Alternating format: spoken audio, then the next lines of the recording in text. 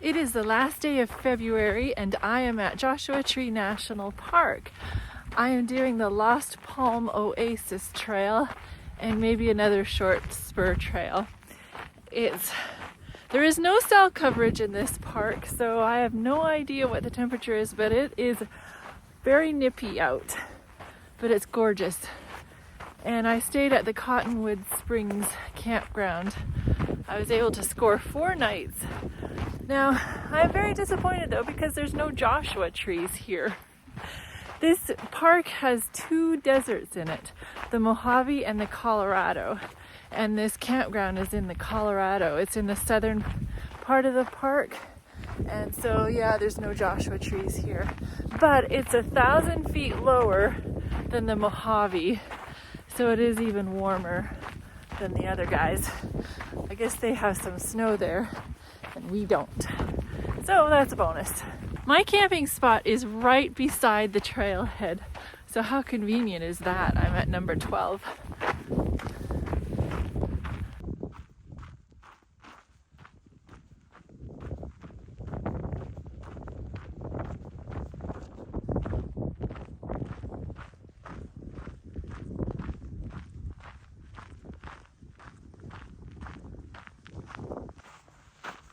Okay, let's read the sign where I'm going. So I'm doing the Lost Palms Oasis. That's 4.1 miles. That's one way. And then I want to do the Macedon Peak Loop trailhead. So it's going to be a good, probably 10-mile day. But I'm starting at 8 in the morning, so I'll have plenty of time. I get to walk through a wash first here. Continuing on with the hike through the Bible, God spoke the 10 Commandments so that all the children of Israel could hear them. Then he told Moses privately the laws that would enhance the 10 Commandments. These are also known as judgments, so that Moses would know how to judge the people. And they're also called Mosaic laws. Moses told these laws to the children of Israel, and they responded with, "All that the Lord has spoken, we will do." Moses wrote all the words of the Lord, and then he built an altar. Then he had the young men prepare an ox for burnt offerings and peace offerings. Moses took half of the blood and sprinkled it on the altar. And the other half he sprinkled on the people, and he said, "This is the blood of the covenant that the Lord has made with you according to all these words." So, to recap, the people affirm the covenant orally, promising obedience.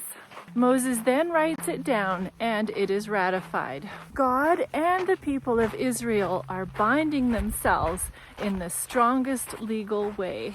The covenant is a gift of a new life ordered by God. The blood of a sacrifice always belonged to God.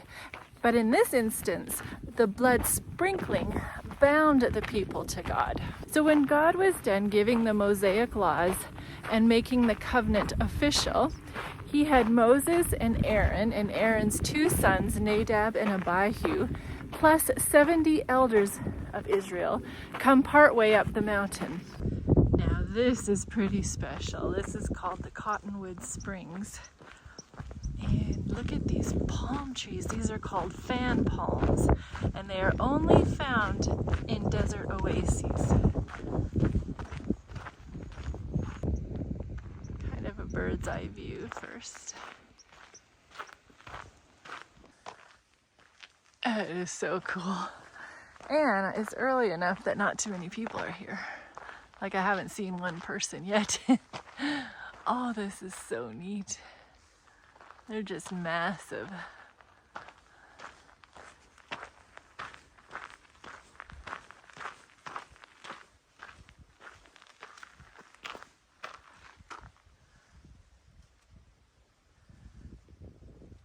You can only imagine what kind of critters are hiding in there.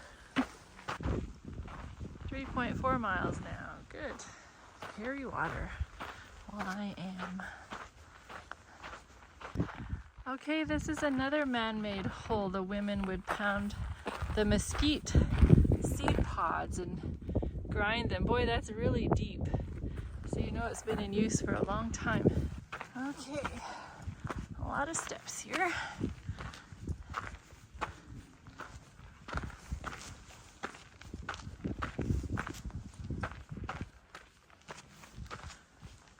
Then the Bible says they saw the God of Israel, and under his feet, as it were, a paved work of sapphire stone.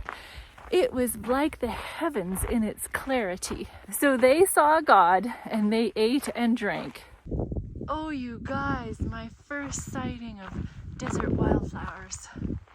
This is really special.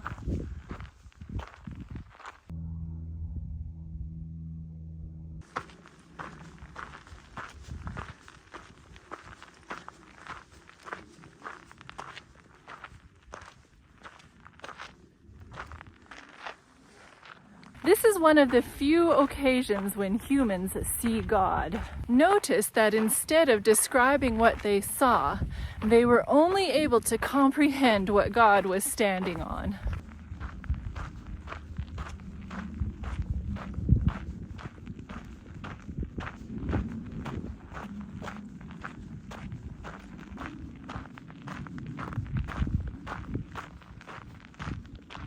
Eating and drinking are important ritual elements involved in covenant making.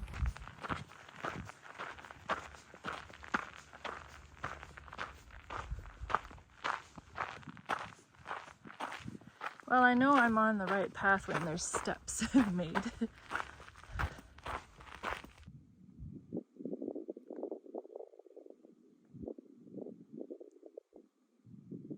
Then God said to Moses, "Come up to me on the mountain and be there, and I will give you tablets of stone and the law and the commandments which I have written, that you may teach them."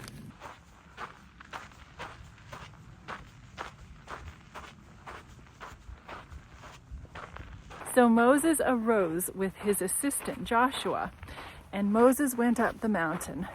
This is Moses' 5th time up the mountain. He is a man after my own heart.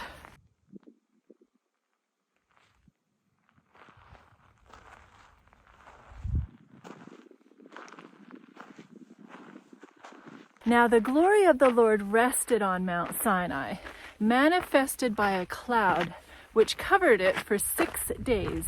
On the 7th day, God called Moses, and he went up into the midst of the cloud, and he was there with God 40 days and 40 nights. The children of Israel could see the top of the mountain, and it says the sight of the glory of the Lord was like a consuming fire.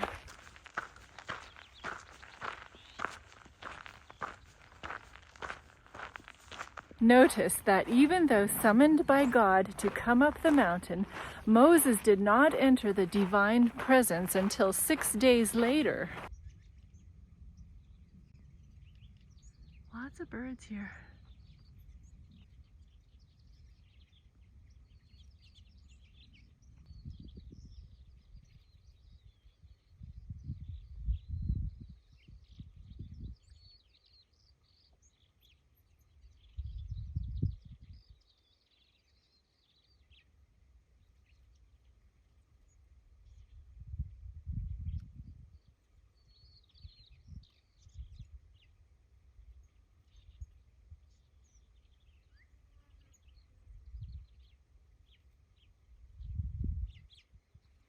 This is so special.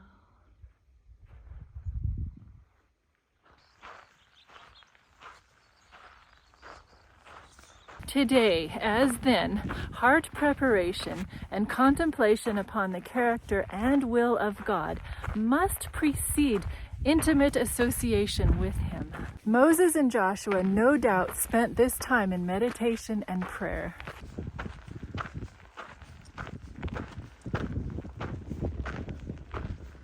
Okay, I'm going to Las Palmas still.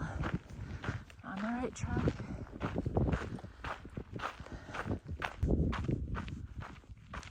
Isn't it interesting in the contrast between the covering cloud that embraced Moses in blessed fellowship and communion with his Maker to that of the devouring fire that the children of Israel saw? This is significant. Those who walk in God's ways may be assured of protection and security in the secret place under the shadow of the Almighty. Those who turn from the paths of righteousness will find not comfort and assurance, but retributive justice. For God will appear to them as a consuming fire.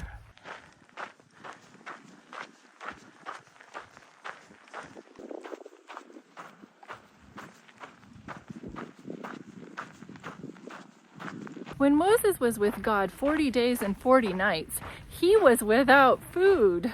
Moses' experience here was extraordinary.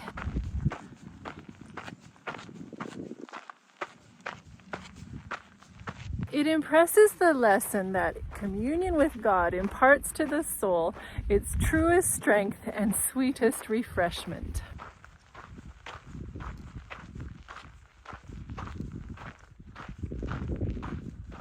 It is in communion with God that gifts are received for men.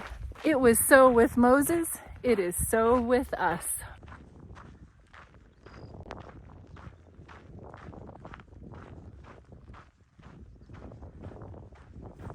The further fact that Moses was alone with God suggests the value of secret prayer. Even if you live in the whirl and bustle of a great city, solitude with God and silent supplication will bring help for meeting the issues of the day.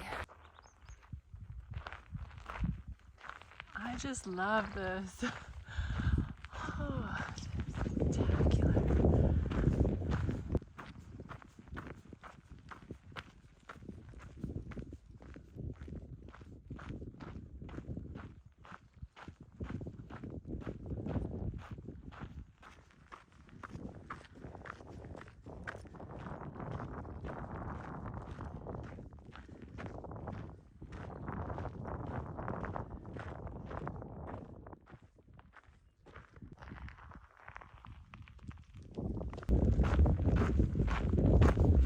Now I'm walking along a ridge, kind of. It's pretty neat.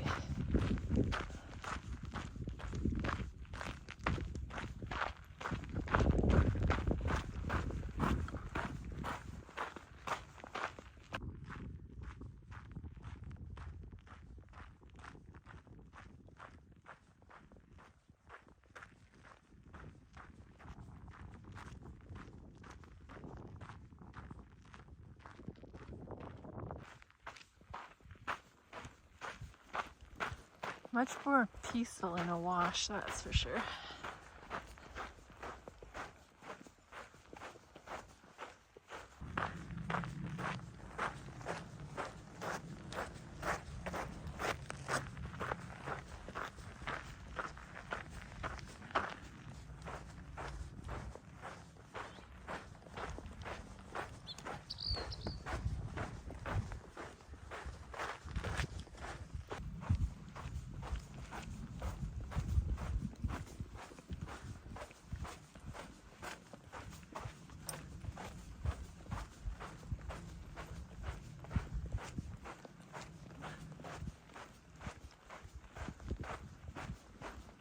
I mean, I just love this so much.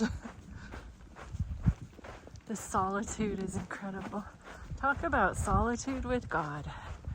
This is my experience today.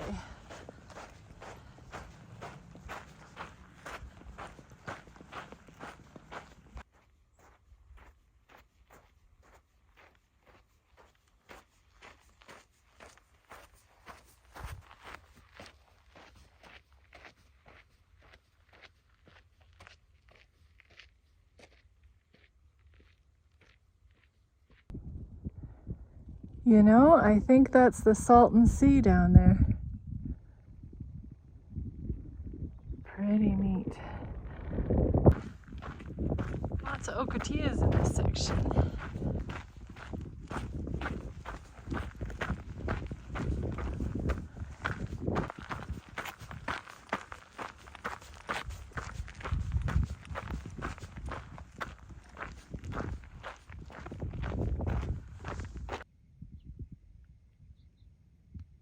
I've been going 2.5 hours and you can see my trail down there. Still quite a ways to go. I'm loving every minute.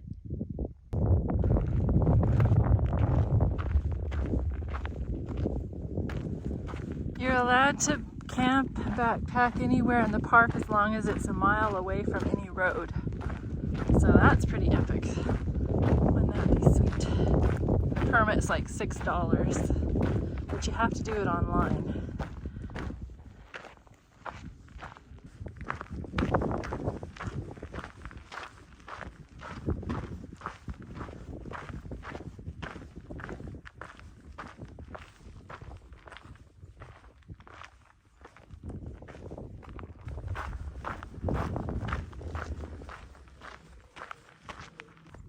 This isn't the best situation. It's pretty steep and loose little pebbles.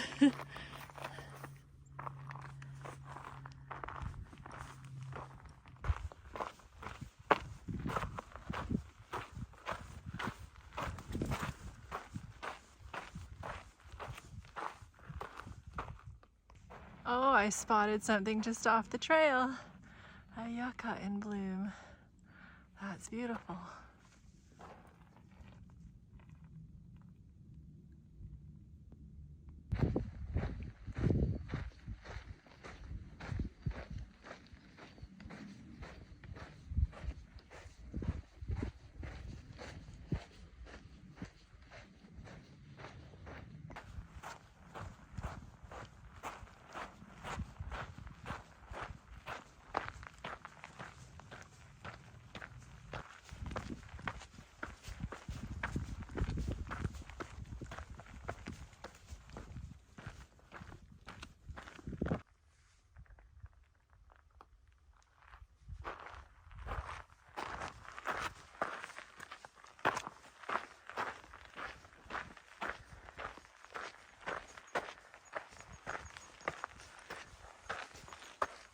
Yesterday, the camp host told me that a guy fractured his femur somewhere in this park and had to be airlifted out. Oh dear me.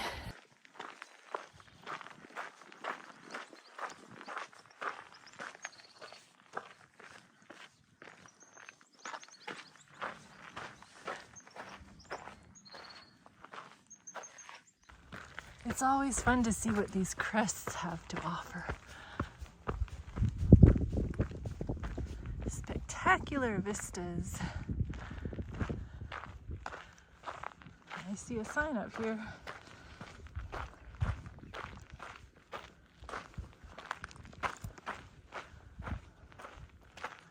Welcome to Lost Palms Oasis.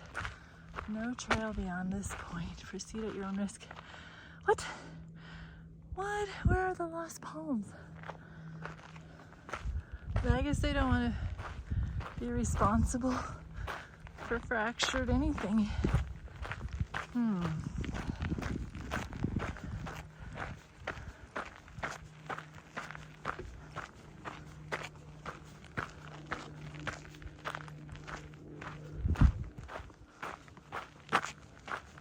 At least show me a palm. I came all this way to see more rocks. Oh, I see it, I see it. Oh, that is cool. There it is down there. Oh, that's fun.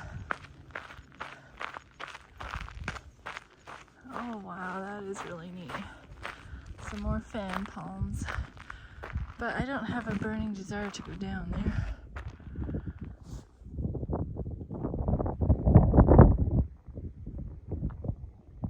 There, is that close enough for you guys? That is so cool. Oh, and there's some up on the mountain as well.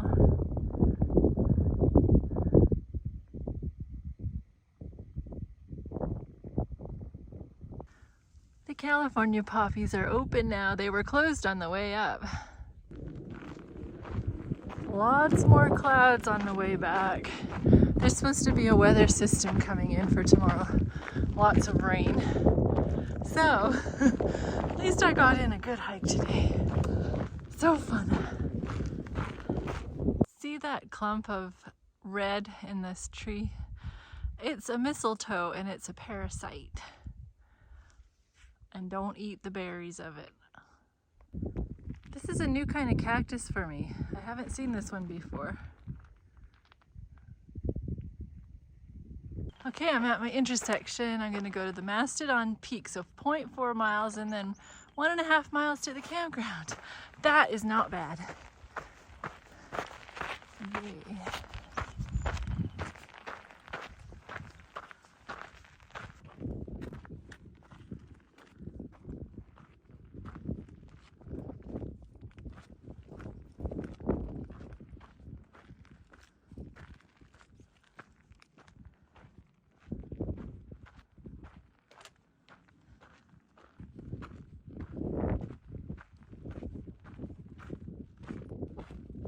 So pretty against the rock.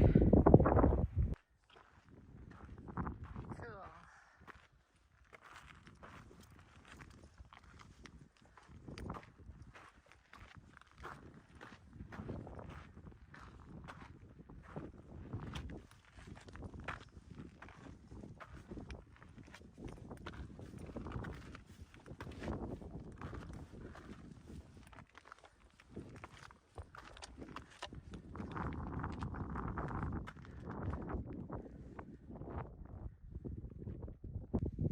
I mean, how pretty is this?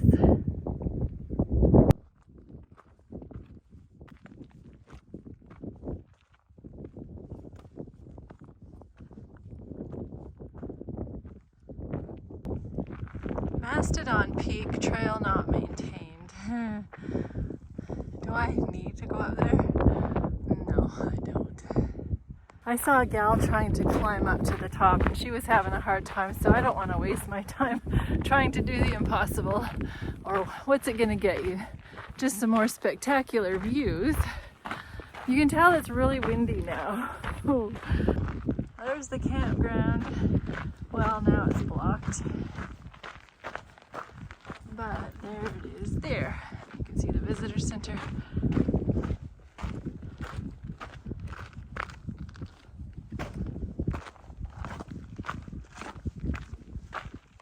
Okay, here's the remains of the Mastodon mine. Mining in the desert was a challenging proposition due in large part to the heat, scarce water, and lack of wood for building supplies.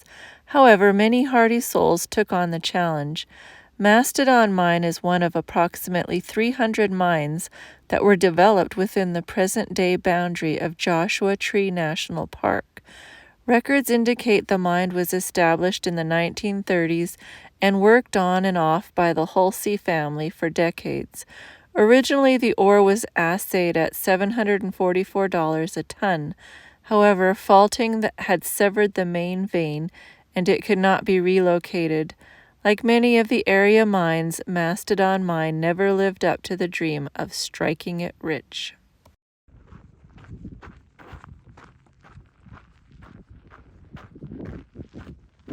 The healing hiker rating for this Lost Palm Oasis and the Mastodon Mine trail is a 5 out of 5, absolutely.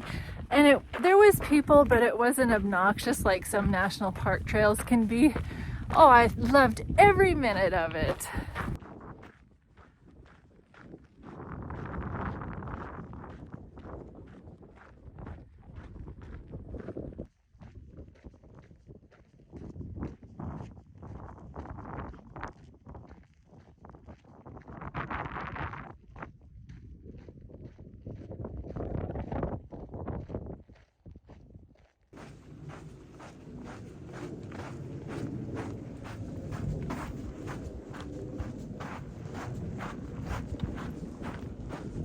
Here's a big clump of mistletoe. You can see the berries. Wow.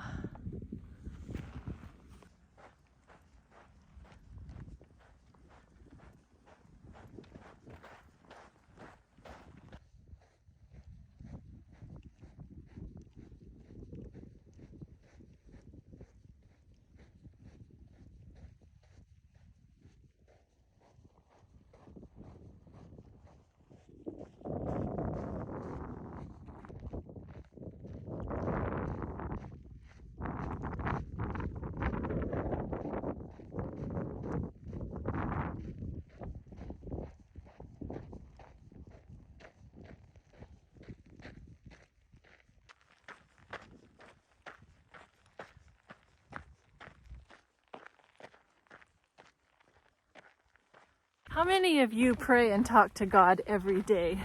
I sure do. It's the only thing that gets me through the day. Imagine the great God of heaven wants us to talk with him. Okay, here's the park. That's the main stuff up there. And I am way down here on the south. So there's Cottonwood. This is the campground. So I walked there to Las Palmas Oasis, in, back, and then the Mastodon Loop. And that, my phone said 8.7 miles. And I was gone 5.5 hours.